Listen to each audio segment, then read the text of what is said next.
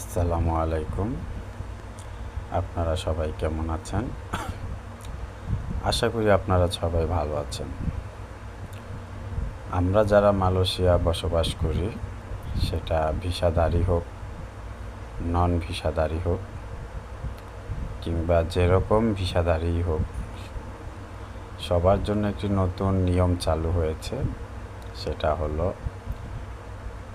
আমরা ভিসা নতুন করে করব কিংবা ভিসা রিনিউ করব, তখন আমাদের বায়োমেট্রিক ফিঙ্গারপ্রিন্ট করতে হবে। অবশ্যই এটা আমাদের জন্য ভালো সংবাদ, কিন্তু আমার কেন যেন মনে হচ্ছে এটা আমাদের জন্য ভালো হবে না। কারণ আমাদের ভিতর অনেক মানুষই আছেন যারা কন্টাক্টে মেডিকেল করে থাকেন, তাদের মনে হয় কোনো সমস্যা হতে পারে।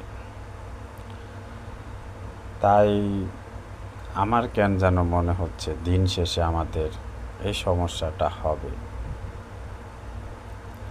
আসলে মালয়েশিয়ান সরকার, মালয়েশিয়ান ইমিগ্রেশন অধিদপ্তর আর কি প্রবাসী সাইটটা নিয়ে যারা কাজ করে, তারা যে ধরনেরই আইন নতুন করে পাশ করে, আসলে দিন শেষে আমাদের সেটা ওনারা চিন্তা করে যে পজিটিভ হবে, কিন্তু দিন শেষে সেটা কেন জানি আমাদের জন্য বোঝা হয়ে যায়। আমরা এটা কেন জানি আমাদের এটা বোঝা হয়ে যায়, কারণ আমরা অধিকাংশই এজেন্টের ভিসা ব্যবহার করি।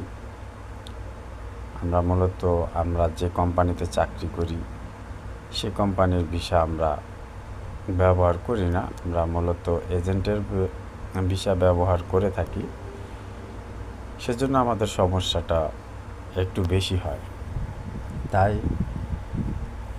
আমার প্রত্যাশা থাকবে, মালয়েশিয়ান যারা আছেন, প্রবাসী সাইটটা নিয়ে কাজ করেন, যেই মন্ত্রণালয়গুলো আছেন কিংবা যেই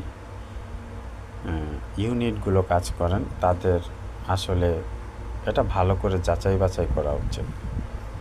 সবাই ভালো থাকবেন, সুস্থ থাকবেন। আমাদের সবার জন্য সবাই দোয়া করব। আল্লাহ হাফেজ।